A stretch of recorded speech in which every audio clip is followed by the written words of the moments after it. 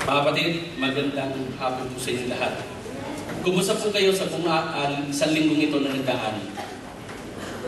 Iba't ibang mga karanasan, pero salamat sa Pangdiyos, hindi siya nagbabago, constant siya, patuloy na Diyos na nagmamahal sa atin. Ano mang karanasan natin, ang Diyos ay mapagmahal.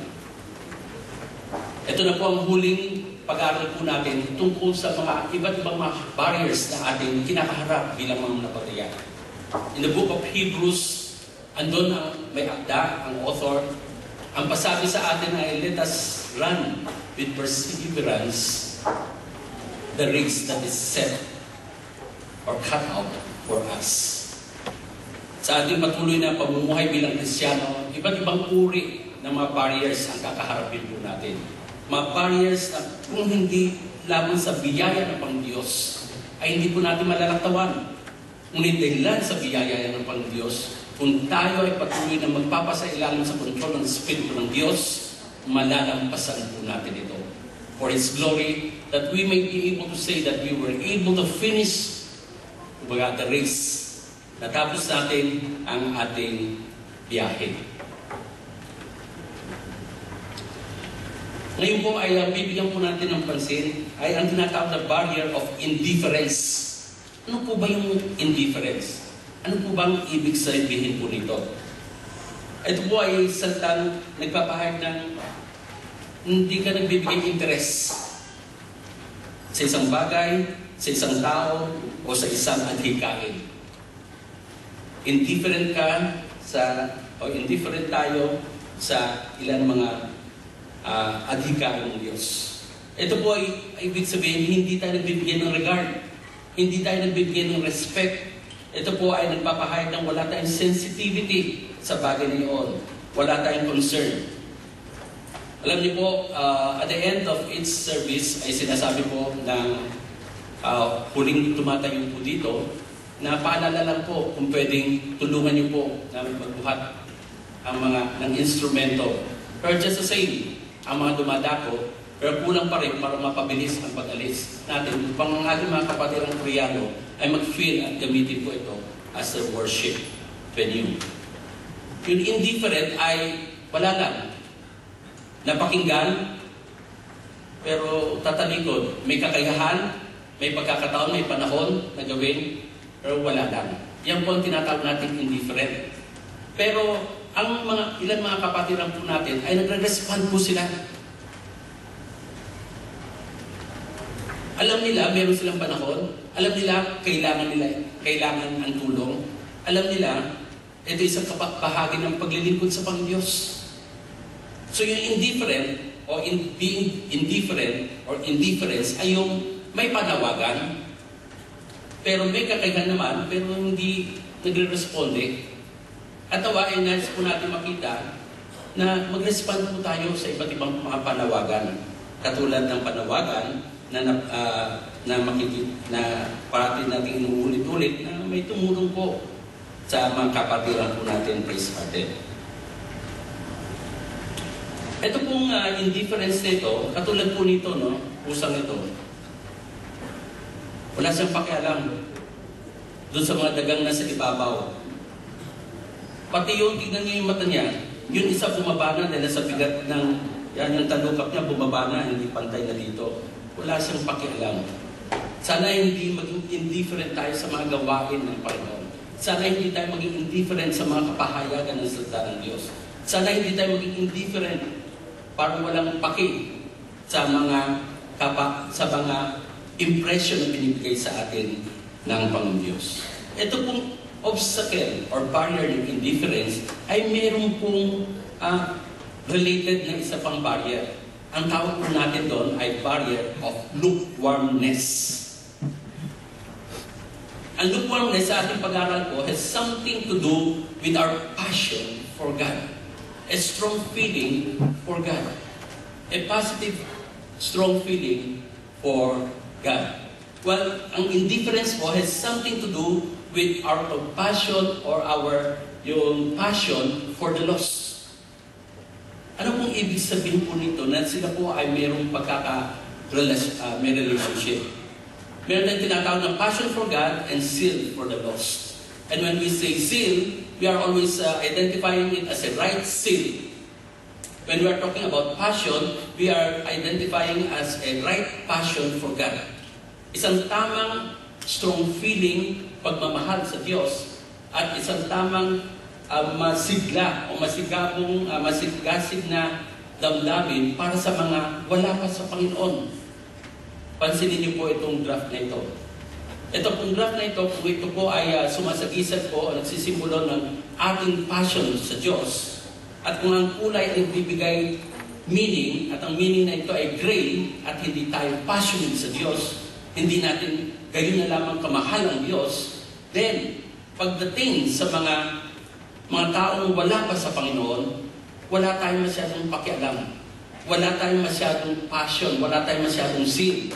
Wala tayong ganun lamang na pagnanais na sila rin ay makasumpong ng kaligtasan sa pamamagitan ni Kristo. Ngunit mga kapatid, at dito sa ganitong attitude natin, patuloy na niyayakan po ang baptisan.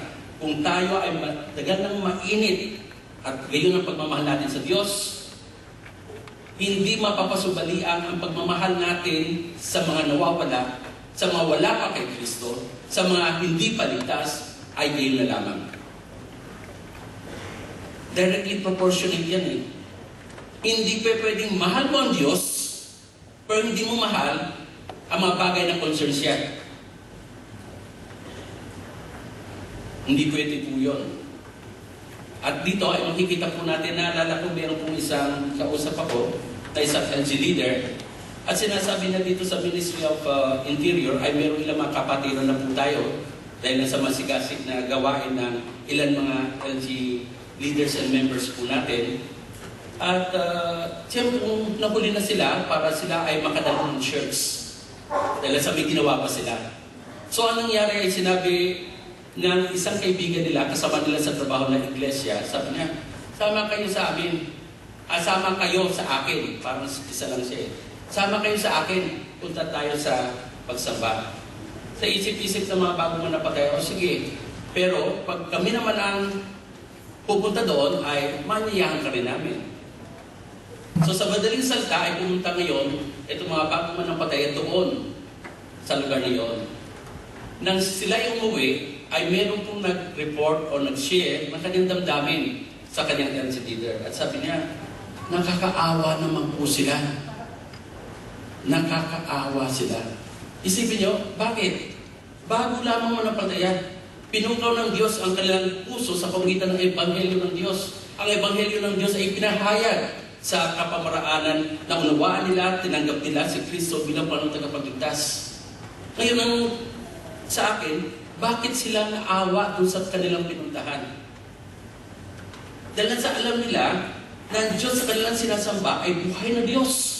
Na kinikilala na nila si Kristo bilang Diyos na nagkatawang tao, pero si Diyos at tao in that sense. Pero hindi ang kaunawaan dun sa kalipunan ng mga taong pinuntahan nila. At naniwala sila na sila'y kaawa-awa sa ganung kalalagayan at sila ay may pity dun sa lost na yung kasamahan nila sa trabaho at dun sa kalipunan na yun dahil sa wala sa kanila ang katotohanan. Bago pa lamang manapatayan, merong ganitong feeling. And this is what we are saying, mga kapatid. Kung narito na tayo, we are serious for God, we have a right passion for God, so be it. It would just simply overflow from our heart ang ating pagmamahal sa mga wala pa kay Kristo. Hindi lamang sa mga kamag-anak natin, kundi sa mga kasamahan natin, at sa mga kakilala natin, at sa mga kaibigan natin, sa paniniwalang iisa lamang ang pangalang ibinigay sa ilalim ng langit. Nasukat ikaligtas ng tao, walang iba, kundi ang pangalan ng ating Panginoon Jesus. Kayo po'y naniniwala po doon? Malamlam ang inyong pagsagot. Kayo ba'y naniniwala doon? Dapat ganun. Hindi parang. Sigurado ba tayo? Dapat. Sigurado po tayo dahil sa salita ng Diyos ay maliwanag na pinapapayag na meron lang isang tagapagligtas. Walang iba kundi sa katauhan ng ating Panginoon Jesus. So check our passion. Dahil if we don't have a feel for the lost, somewhere, somehow, our passion for God is not that passion. Meron pong panawagan para sa pagbimisyon. At ang panawagan na ito ay ang panawagan sa ikaliligtas na mawala pa kay Kristo. Minsan isang araw kayo at ako ay nasa ganung kalalagayan. Ngayon tayo ay lahat tumatanggap ng mga spiritual na blessings magmula sa Panginoon. Hindi ba nararapat na gayon ang gawin natin? Na ating ipamahagi rin ang mabuting pabalita? There is a call for mission. A call from above. A call from God. Sa Mark 16:15, alam ko na bago ko ito. Pero, He said to them, "Go into all the world and preach the gospel to all creation." Sa Matthew chapter 28, 18 to 20, all authority has been given to me on earth and in heaven. Go and disciple all nations. May panawagan ang Diyos. May panawagan ang ating Panginoon. The Lord of the harvest is a call. And that call is from above. The call na pinahayo tayo, sinasabihan tayo na tayo maging kabahagi ng kanyang misyon. Na mahalin natin ang kanyang misyon dahil sa yun ang misyon niya. And we should be concerned with everything that concerns the heart as a puso ng Diyos. So there's a call from above. Tayo po ba ay nagbibingi-bingihan? O tayo ay patuloy na in tune? Dahil sa we are walking in step with God. Meron po rin isang panawagan magmula sa ilalim. Ano po yun? In Lucas chapter 16, ang ating Panginoon ay nagpahayag patungkol sa isang tunay na pangyayari. Patungkol sa isang mayaman at sa isang mahirap. Ang mahirap na ito ay matatagpuan sa gate ng mayaman. Naghihintay ng mungo. Naghihintay ng mga tira-tirang mga pagkain. At doon sa pagkakataon na yun, may source siya, may sugat siya. Dinididaan siya ng aso. At hindi na, kumbaga, dahil sa maaaring mahina rin siya for whatever reason. Pero sila ay mamatay, silang dalawa ay mamatay, ay nasumpunan nga na lamang ng mayaman na siya ay nasa hell o nasa Hades. At si Lazaro ay andun in the bosom of Abraham at kasama ni Abraham. At pakinggan po natin ang request ng mayaman na ito. Sa 27 and 28, sabi niya, nakikiusap ako, Ama, he is referring to Abraham, padala niyo po si Lazaro sa aking pamilya upang, dahil sa meron akong 5 kapatid na lalaki, sabihan mo si Lazaro, utusan mo si Lazaro, pinapakiusap ko sa inyo, na si Lazaro ay i-warn sila, pagsabihan sila, na upang sila hindi makarating dito. Dahil sa itong lugar nito is really a place of torment. Isang panawagan magmusala sa ilalim. Naging evangelistic nga, so to speak, itong nawala na throughout eternity. Mawawala na siya. Kung nawala na siya. He is not in the presence of God, in the presence of God, dahil sa tinanggihan niya ang presensya ng Diyos. At narito nahirapan siya. Sabi niya, pwede mo ba magpadala kayo? Ayaw kong, itong 5 kapatid kong lalaki ay ganun rin ang maranasan. Meron pong panawagan. Kung maririnig lang po natin sa ilalim, sa hell, mapapakinggan po natin ang cry ng ilang mga mahal natin sa buhay, who for a reason ay hindi nakasumpo ng kaligtasan sa Panginoon, who for a reason ay nireject ang gospel, who for a reason ay hindi ninais na makiisa sa Diyos, so to speak. Hindi niya tinanggap si Kristo bilang sarili na pagligtas. Sila ay nakikiusap na may mapadala para sa buhay pa nilang mga kamag-anakan upang sila ay makasumbong ng kaligtasan. Mga kapatid, panawagan magmula sa itaas. Panawagan magmula sa Hades. At dito sa ikatlo ay makikita po natin sa Acts chapter 16. Ito po ang pagkakataon ni si Apostol Pablo at si Barnabas ay pinili ng Diyos upang sila ay pumayo. At sa kanilang paghayo, meron silang lugar na 2 lugar na pinuntahan. And according to Acts 16, the Holy Spirit just simply closed the door. They were not able to enter into those places because it is not meant for them. Because God the Holy Spirit is leading them somewhere else. Nakaka-discourage, so pupunta ka, papasok ka, magdadala ka ng ebanghelyo for a reason, hindi nagkakaugma-ugma ang mga sitwasyon. So, nang gabing yaon, for 2 attempts na hindi pinahintulutan ng Panginoon na sila'y pumasok dito sa mga bagong lugar, ang nang gabing yaon ay nanaginip o nagpakita ang isang lalaki magmula sa pamagitan ng isang pangitain. Ito po ang tinatawag natin the Macedonian Call. At makikita po natin dito, ang lalaki sa pangitain na yon, sa vision na yon, ang sabi ng tao ito ay, come over to Macedonia and help us. Tulungan niyo po kami, punta po kayo dito. At nang sumunod si Apostol Pablo, sumunod ang kanyang kamanggagawa dun sa ganaw ng Espiritu ng Diyos sa pamagitan ng pangitain na yon, nang sila'y lumako doon, nakita nilang handa ang mga taong tanggapin ang Ebanghelyo. At ang naging bunga ay walang iba, kundi ang iglesia sa Filipos. There was a call, or there is a call in heaven, or from heaven, down from the earth, and around us. Panawagan ng pangangailangan ng mga kapatid. And tayo po ang pwede mag-responde dahil sa tayo po ang mayroong Kristo sa ating puso. Ano po ang response po natin dito? Unawain po natin ang LGI ginawa po. Pinatan po ito sa G12. At naunawaan po natin ang LGI gumagana po ngayon. But more than fellowship, it is also a tool, a means to reach out to those people around us who doesn't have Christ. Yung po ang patuloy natin isipin. Yung po ang patuloy na ilagay natin sa puso po natin. And we are seeing results because of the faithfulness of God, even as we respond to this kind of mechanism which we have seen, it's working to the glory of God. Mga kapatid, tignan po natin sa Biblia at sa mga sumunod, sa ilang mga sitwasyon sa outside the Bible, tungkol dito sa sender and the sent one. Yung nagpadala at yung pinadala. The sender would be yung mga kapatiran. At ang sent one ay ang misyonero.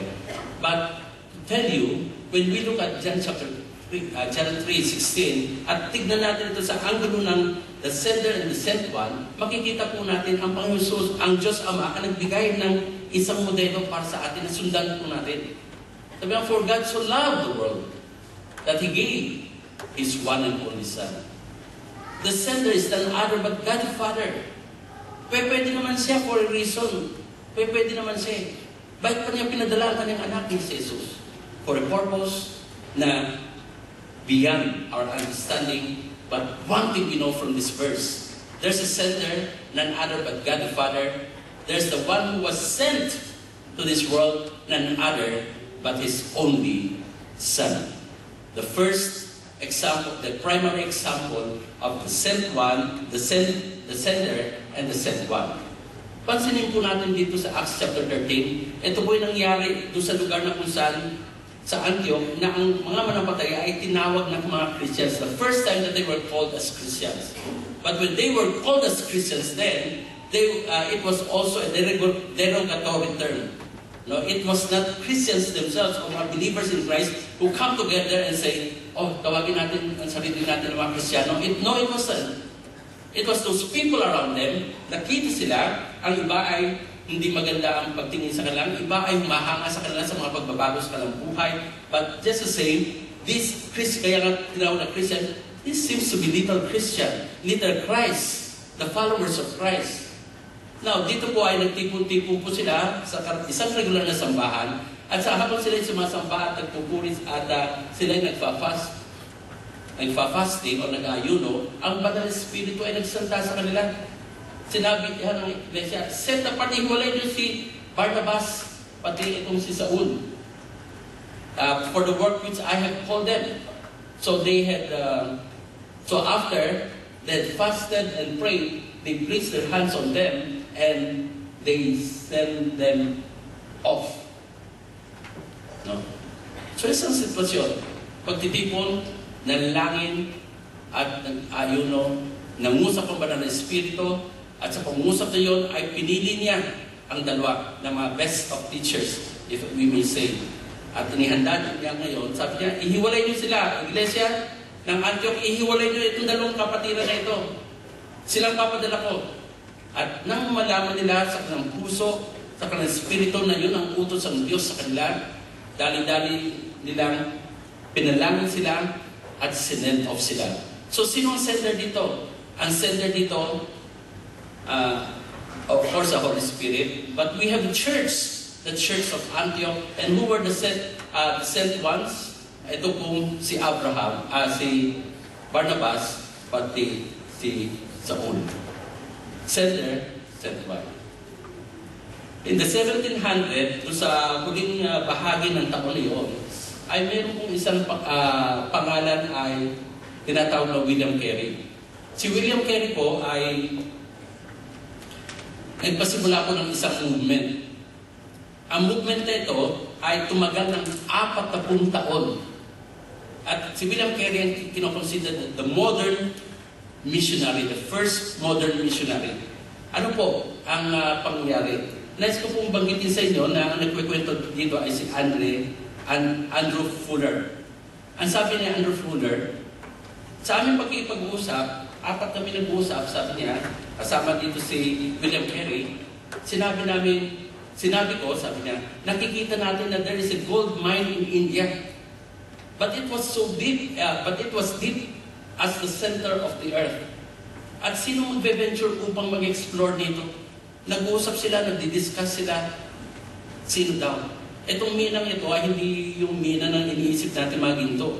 Kundi nakikita ni Andrew Fuller, pati yung mga kasamahan niya, na sila William Carey, ang potensyal na maabot ang mga tao ito sa dami na meron sila kung paano kapag ang ebanghelyo ni Kristo ay gumawa sa kanila at sila ay nag-give in, then ang effect na mangyayari na kung paano maraming makakakilala.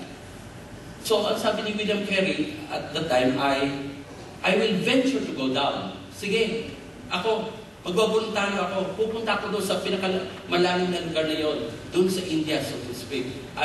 Pero sabi niya sa kanyang mga kaibigan, pero alalahanin niyo ako, you must hold the ropes. You must hold the ropes. Ito po yun. Sige, bababa ako sa pinakamailalim. Sige, pupunta ako doon sa India na uncivilized. That was 1700 years at that year. Kung baga, sabi niya, pupunta ako, but then, huwag niyo akong bibitawan. Hawak rin kayo sa kabilang dulo. At dahilan sa katapatan, hindi lamang ni William Carey to respond to the call, to be the man to be sent out by God through his friends, ang katapatan rin ng mga senders, katulad ni Fuller, ang naging gamit ng Diyos upang ma-realize ang 40 years na paglilingkod ni William Carey. Hindi madali. There were so many discouraging situations. Nasubukan niyo na po makausap ang ilan mga Hindu na mga kakilala sa opisina niyo. Hindi madali. Dahil sa pluralistic sila eh. Paniniwala nila maraming Diyos eh. Polytheistic ang pagtingin nila eh. Ang hirap-hirap, hindi madali. And for husband and wife to go there, ibang tradisyon, ibang kostumbre, ibang pagkain, malayo sa mga mahal sa buhay, malayo doon sa place of comfort, hindi po madali. And yet they were able to stay. Why? Because these four friends, who are brothers in Christ, they were not indifferent dun sa mission. They were not indifferent to God's mission. They were not indifferent to God's work.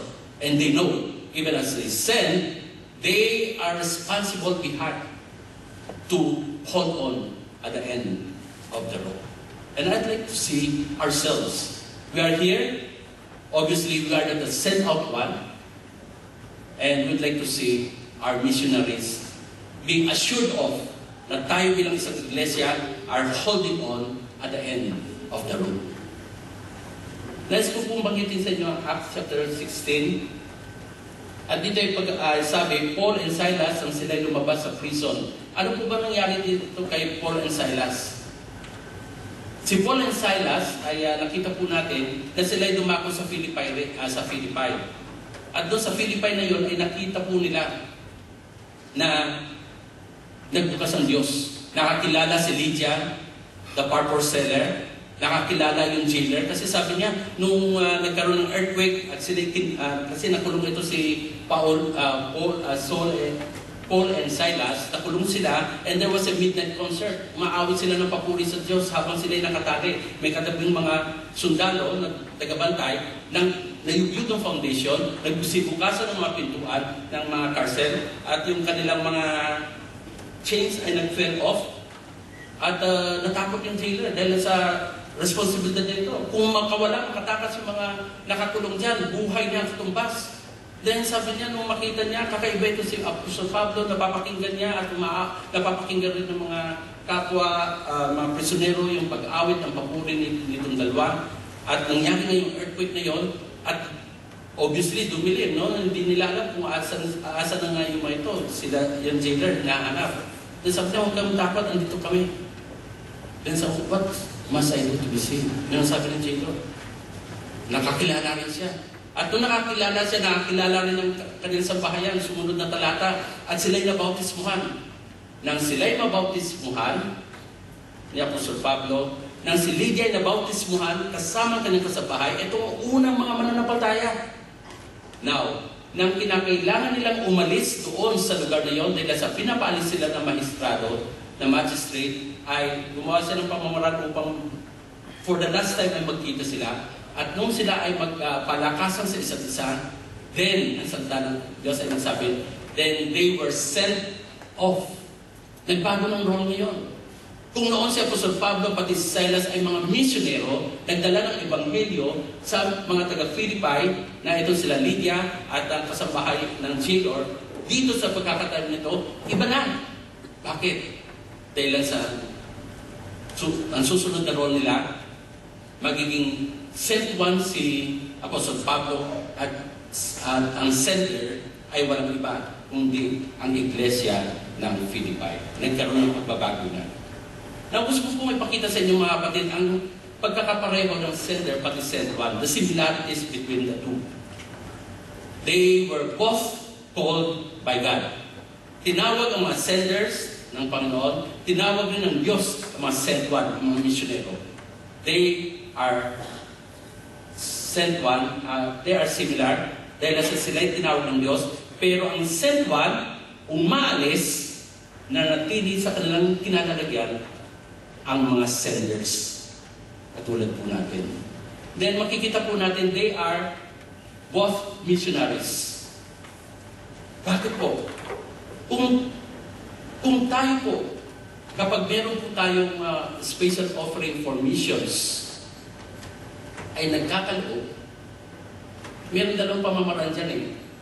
It's either you nagbibigay ka, dahil sa alam mo, ito'y patungo sa missions fund, o nagbibigay ka, dahil sa wala eh, kailangan magbigay eh, dinaan eh.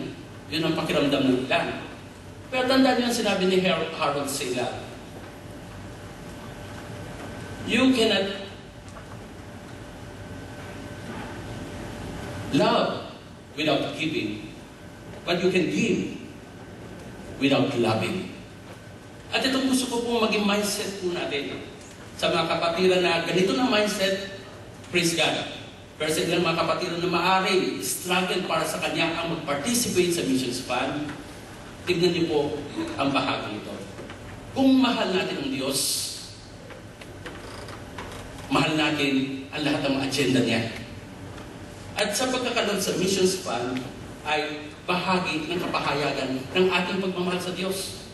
Ang tunay na nagbibigay magdula sa puso at naunawaan ito he himself or she herself is a missionary even though hindi kayo umalis dyan. Are you with me? Because the missionaries, they are both missionaries, the sender and the sent one, because in their hearts, andun ang passion nila upang Great Commission ang magkaroon ng katugunan because they believe the call for the Great Commission because they believe that people should know Christ and be discipled, that they likewise be mga senders or sent one. Ito po ang sinasabi po natin, pareho po silang misyonero. Yung isa umalis lang. Yung isa, yung sender na natili. Pero sa puso nila, etong paniniwala ko. Sa pagbibigay ko, bahagi ko, ay nakikibahagi ako sa discipleship. Na hindi lamang ng mga tao dito, kundi even the sent one, doon sa labas ng bansa nito. The third one is passion. May passion for souls. May pagmamahal sa Diyos. Both have the same. So we would say that's same feeling. So sasabihin po natin ang sender, but the sent one, they are missionaries. One is in the front line, yung sent one, nasa front line, yung kalaban niya, ang kaaway na pumibigil upang ang gospel ay maiusad. At yung mga naiwan, nasa home front tayo, patuloy tayong sumusuporta sa iba't ibang pamamaraan. Ngayon po ay gusto ko pong tignan ng isang modelo ng isang sending church na hindi indifferent pagdating sa missions, na hindi indifferent pagdating sa evangelism, na hindi indifferent para sumuporta sa mga taong tinawag upang gumawa ng mission. Isipin po natin, hindi lahat tayo ay tinawag upang maging misyonero. In the technical sense of the word, na tayo ay pupunta sa isang lugar na hindi natin, na kinakailangan natin malaban ang lingwahe nila, matutuhan ang kultura nila, at madala ang mabuting balita. Hindi lahat tayo tinawag sa ganung pagkatawag. Pero just the same, yung mga hindi tinawag sa ganung panawagan ay pwedeng magpakita pa rin ng care sa mga nawawala, sa mga wala pa kay Kristo sa pamamagitan ng pagsuporta, pagpapahayag ng ating pagmamahal doon sa mga misyonerong pinili ng Diyos upang dumako doon. A model of a sending church. Unang-una, consistent participation. Sabi po sa Filipos, because of your partnership in the gospel from the first day until now. Magmula nang masumpungan niyo ang kaligtasan sa pagitan ni Kristo, doon pa lamang ay nagsimula na ang inyong partnership sa aking pagdadala ng Ebanghelyo sa ibang lugar. Dahil sa totoo lamang, sabi ni Lydia, the purpose seller, kung mamabutihin nyo, katapos siya mabautis mga kasama kanyang mga kasabahay, pwede mo ba kayo pumunta sa aming bahay, bukas ang aming bahay, upang kayo dumako doon, magpahinga. Nang binuksan ng Diyos sa kanyang puso, binuksan ni Lydia naman ang kanyang possession, so to speak, ang kanyang mga bagay-bagay na pinagkatiwala sa kanya ng Panginoon. So dito, consistent participation. Every fourth Friday of each month, or last Friday of each month, ay mayroon tayong missions fund. And we realize also, mga kapatid, sa lahat ng mga nagtatides, ay in-incorporate na nila, hindi na nila hinihintay yung fourth Friday. Kaya in that sense, nakapasok na rin yun. Because there is a listing, kasi sineseparate ng mga kapatiran natin ang missions fund, whether coming from the tithes and offering envelope or coming from the special offering. Okay? Consistent. Kaya yung sabi ni William Carey, kung hindi nyo ako hawakan on the end, how would I makapagpatuloy? Pangailangan po, mga kapatid. Ikalawa, abundant love. Pagmamahal. Dito sabi niya, I have you in my heart. Sabi niya po sa Pablo, every time I remember you, every time daw, meron silang isang mainam na relasyon sa kanilang misyonero. Abundant love. Tingnan natin kung anong mga kapamaraanan pwede natin ma-express ito apart from what we are giving. Ay naalala ko tuloy ang isang bata daw. Nagulat ang nanay niya dahil sa nanay niya. Pumunta daw sa playroom yung anak niya at kinuha yung mga iba't ibang mga laruan ng mga gamit na, putol ang ulo, kamay ay wala na, at nilagay-lagay lahat sa box. Paano ginagawa mo, anak? Katulad ng ginagawa niyo po yung sa missions. Nakuha niyo mo ba sinasabi ko? Putol-putol, wala yung manika, wala ng ulo, wala ng kamay. Yung nilagay ng mga bata sa kasi parang binibigay niyo mga tira-tira eh. Yung siguro nakita niya sa church sila o what so, but this, kung ito'y totoo man na kwento, pero ang sinasabi natin, wala akong masyadong concern. Okay. So, ang ikalawa ay hindi makakalimutan niya yung mga pagkakataon na sila magkasama. Kaya pag mayroon tayong misyonero na dumakong po dito, in that sense, na mga misyonero sinusuportahan natin, let's open our house. Hindi po madali ang trabaho nila. Nag-follow lang po sila. Then I'll say more about it later. Noon, there was a time na nagbibigay po tayo mga missionary boxes. Pero actually, social concern pala yung pinadadala natin sa mga nangailangan. Pero iniisip ko ngayon ay pag-usapan natin, tignan natin kung anong pamamaraan na pwede natin ipahayag ang ating pag-ibig sa kanila. Apart from supporting them sa finance. Ikatlong prayer support. Sabi niya ako sa Pablo, for I know na sa pamagitan ng inyong mga panalangin mga kapatiran sa Filipos, ang provision ng Panginoon, sa pamagitan ng provision ng Panginoon Diyos, ng Espiritu ni Jesus, ay what has happened to me will turn out to my deliverance. Madideliver ako. Hirap na hirap dito si Apostol Pablo. Anyway, siya under, he is behind bars. Siya nakakulong ng sinusugatan dito. Sila. At sinasabi niya, patuloy niyo akong pag-pray. At naniwala ako sa inyong panalangin kung paano gagawa ang Panginoon para sa aking deliverance. Prayer support. And that is the best support that we can give. Now, I will try to understand that there are many reasons kung bakit hindi kayo nakakadala ng prayer meeting. Pero sa prayer meeting na yun, kasi pinag-pray mga missionaries, there will be a week na pinag-pray sila, mga workers. Pero irrespective whether you attend the prayer meeting in that sense, dahil sabihin natin may trabaho kayo. Okay? O dahil sa may mga concerns kayo at hindi kayo makapunta.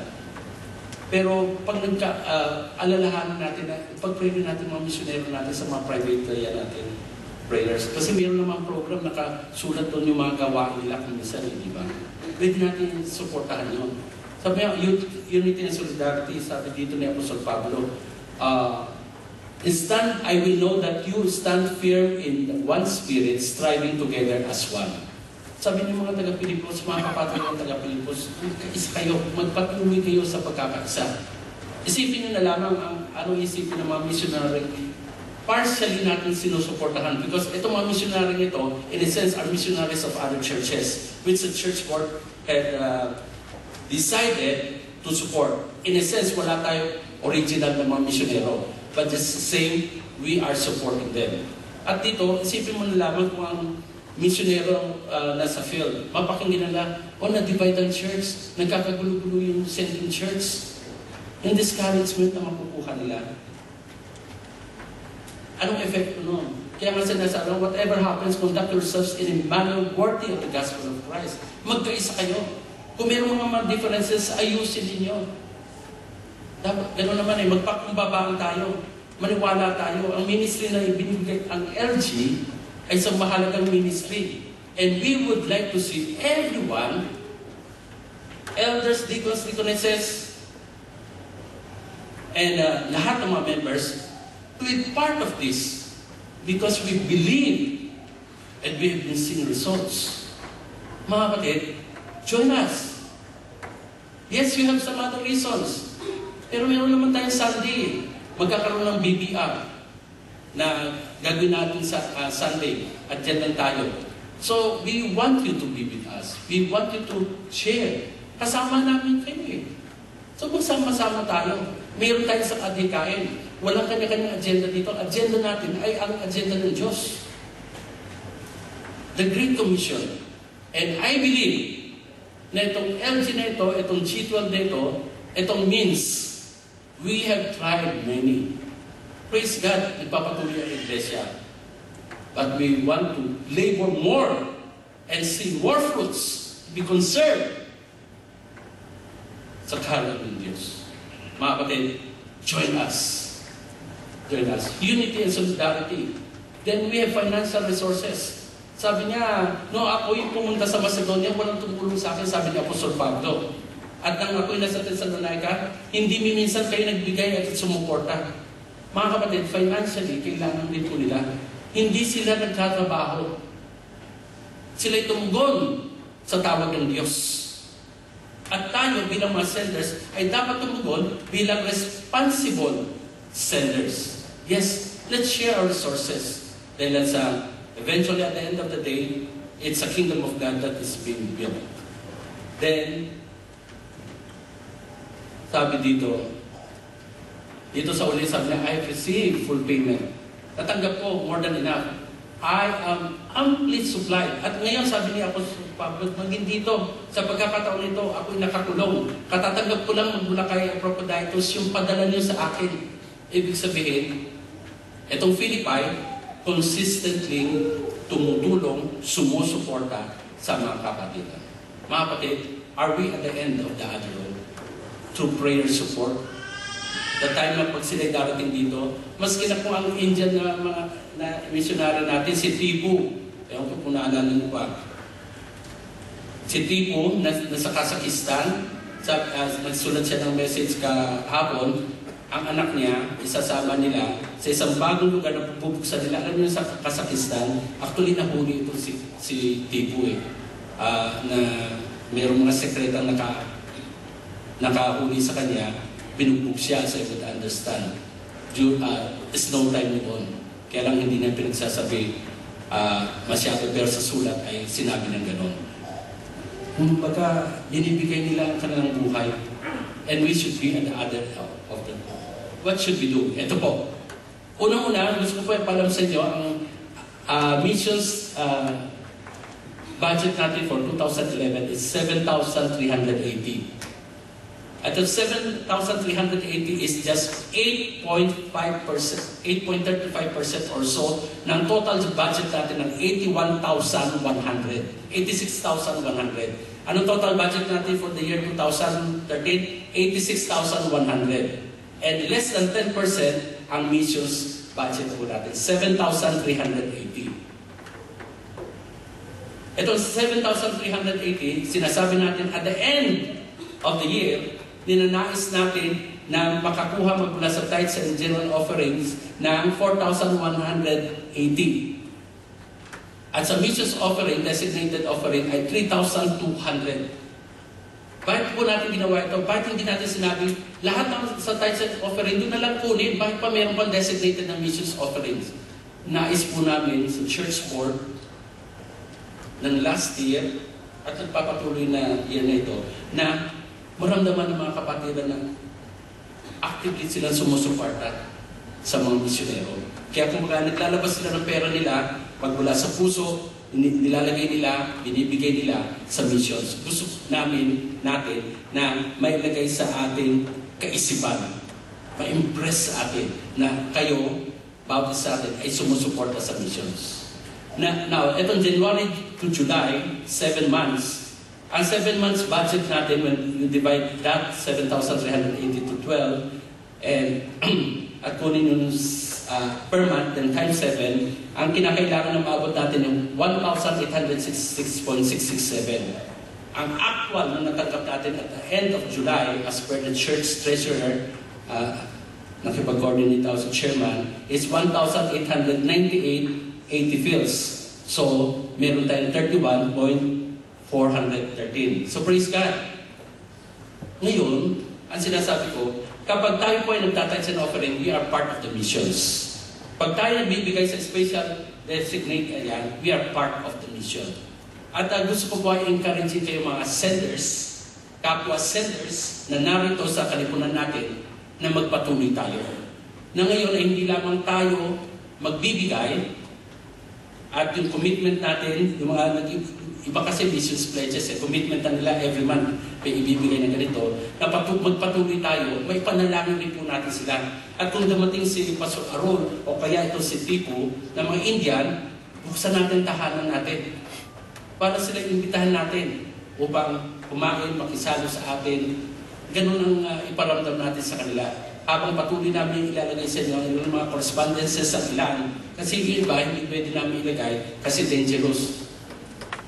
Ito po ang missions partners po natin. Meron po tayong 20 na missions partners. Dito sa 20 na ito, 3 dito, ang tig-10 dinars ang tinatanggap mula sa atin. Kasi bawat missionary is 30. It so happen na dulo na sila. Kaya ang ginawa ay, since isang church sila, binigyan sila ng 10 dinars. Okay? So ito po mga churches, meron po meron po mga foreign missionaries yan eh. Si Janet Kadag ay sa China, si Chidlim ay sa Cambodia, si Crisel Papa ay sa Campus, si Aldungo ay sa Nepal, si Melvin Palarowan, Jan Dichoso, pati si Ana Pulido, pero si Ana Pulido ay napalitan ng ibang pangalan na ito po ay sa mga tribals pumupunta. At iba pa si Elna Cruz ay isang attorney sa bangko na nag-resign at ngayon ay nagtitrain siya ng mga missionaries under a missionary organization upang ipadala sila apart from inaasikaso niya ang mga papeles ng mga pinapadala sa iba't ibang bansa sa Southeast Asia.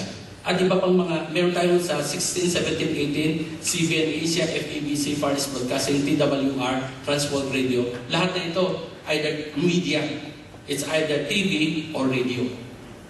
So, yung binibigay nyo, mga kapatid, ay binibigay natin. And we would like to see it overflow. Na at the end of the year, ay meron tayo may ibibigay na higit pa sa kung anong karaniwang binibigay natin. Kasi yung missions nyo, yung mga pledges yun, yung mga missions, designated yan eh, hindi pwedeng ilipat kahit saan. Kaya kung tayo magbibigay and there will be an overflow, pwede tayo magbigay ng bonus sa kanila. Think about it, mga kapatid. Etong sa CCC, Caloocan Christian Church, meron po silang mission sa mga sambales, meron silang mga sambal ng mga pastors. Okay po? So ito po ang mga missions partners sa atin na monthly ay binibigyan natin. At ito naman po, sana masabi po nila, I'm amply supplied. I'm amply supplied. Isa lang tayo sa tumutulong sa kanila. Meron pa na tumutulong sa kanila. Pero yung part natin, magawa natin sana. Are you with me? Ito po ang panawagan ko. Na masabi po nilang hindi nagkulang sila sa akin. Masasabi ng mga misyonero natin. Na tayo ay mahawak sa kabilang end ng road. At dito ay makikita rin po natin, meron din tayo mga one-time local organizations sa pinapadalhan. One time lang, 100 dinars per. Pero ang gusto ko sabihin mga kapatid, mananatili ba tayo sa lahat ng mga kapatiran who are actively, passionately involved sa iba't ibang kapamaranan upang sumuporta sa missions endeavor natin. Glory to God. We are co-partners sa patuloy na extend ng kaharian ng Diyos. Sa mga kapatiran natin, ito first time nila mapakinggan, malaman nila dahil sa sila mga bago, then we would like you to be also a partner, partakers of the gospel of Christ. Mga kapatid, let's give more. As far as tithes and offerings concerned, sa kabuuan, ang collection natin, we are more than 10,000 na lampas. So we give God the glory. Palakpakan. And let us not be indifferent. Hindi lamang sa panawagan sa pagtulong sa mga instrumento, hindi lamang sa panawagan sa lahat ng tao ay magpasailalim sa LG, maging kabahagi ng BBR, hindi lamang po sa lahat. Gusto ko makausap at malaban ang mga dahilan.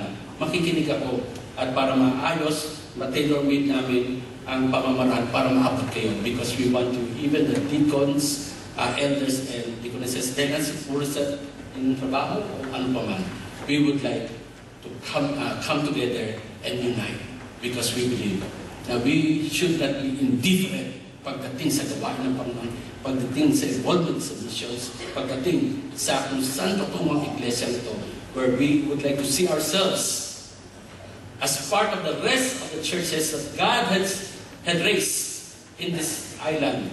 Patuloy tayong makikisa sa gawain ng Panginoon because we believe that the agenda or the agenda of God is our agenda. His priority is Great Commission, then let that be our priority also. The Lord bless us, and let's all stand.